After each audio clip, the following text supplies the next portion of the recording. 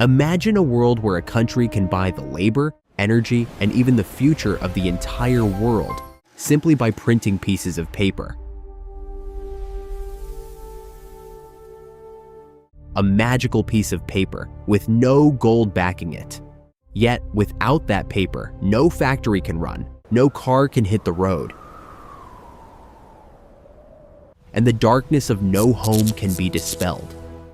This is not a story from a magic lamp. This is the story of the petrodollar, the system that has bound the entire world in an invisible chain for the last 50 years. The US dollar, USD, is the most powerful and influential currency in the world today. International trade, the oil market, foreign reserves, the presence of the dollar is essential everywhere. This dominance was not built overnight.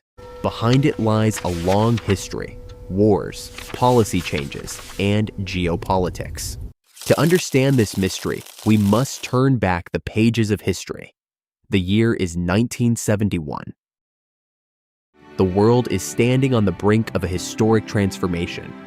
Until then, the rule was very simple. If you had US dollars, you could deposit them with the American government and get gold in return. In other words, the dollar was directly linked to gold. This system was known as the Bretton Woods system. But at that time, the United States was spending massive amounts of money on the Vietnam War. They were printing more dollars than they had gold reserves to back them up. Then came a decision that changed the global economy forever. On August 15, 1971, President Richard Nixon addressed the nation on television and announced, from now on, dollars would no longer be exchanged for gold. I directed Secretary Connally to suspend temporarily the convertibility of the dollar into gold or other reserve assets. In history, this event is known as the Nixon shock. Overnight, the world's most powerful currency no longer had the guarantee of any precious metal behind it. Its value came to depend solely on people's trust in Washington. The entire world was left stunned. If the dollar is no longer tied to gold, where does its actual value lie? Countries gradually began to lose faith in the dollar. Inflation in the United States rose rapidly, and the economy came under severe pressure. Right then, in 1973, another major crisis emerged. The oil crisis created an energy shortage worldwide. Arab oil-producing countries imposed an oil embargo against the United States. Long lines formed at gas stations, factories slowed down, and America realized, to survive, energy is just as important as money. From there began a secret strategy that made the dollar stronger than ever before. In 1974, Henry Kissinger, one of President Nixon's chief diplomats, visited Saudi Arabia on a secret mission. Following this, through a crucial agreement between the United States and Saudi Arabia, the pricing of oil sales was set in dollars. Behind closed doors, a deal was made that would dictate the course of the global economy for the next half-century. The agreement was simple, but extraordinarily powerful. The United States promised they would ensure the security of Saudi Arabia and their royal family, supply modern weapons, and protect them from any external threats. In return, Saudi Arabia promised they would sell oil to the world exclusively in exchange for US dollars. The core rules of this petrodollar system were: 1. Oil will be sold in dollars in the international market. 2. To buy oil, all countries must first acquire dollars. 3. As a result, the demand for the dollar will permanently increase worldwide. Saudi Arabia accepted this proposal. As the world's largest oil exporter, other oil-producing countries gradually began to follow the same path. This is how the petrodollar system was born. Through this single agreement, the dollar gained a power that even gold once lacked. Because of this system, 1. The dollar strengthened as the world's reserve currency. 2. The United States could borrow money easily. 3. The dollar established dominance in international trade.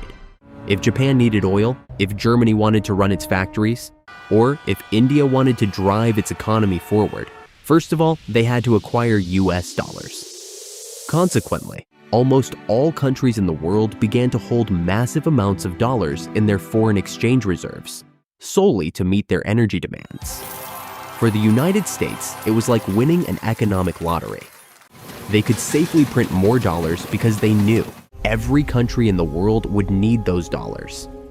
Thus, an endless cycle was created. The world would then buy oil with dollars. Oil exporting countries would accumulate massive amounts of dollars, and the dollars earned from selling oil, those dollars would return to the United States through bonds, banks, and investments. This process is called petrodollar recycling. Then, those dollars were reinvested into US banks and treasury bonds. And the United States used that money to further strengthen its global economic dominance. But every empire has a dark side. Many of those who attempted to challenge this system had to face severe consequences. In 2000, Iraq's Saddam Hussein announced that he would sell oil in euros instead of dollars. Within a few years, Iraq was invaded, and ultimately, Saddam Hussein was sentenced to death.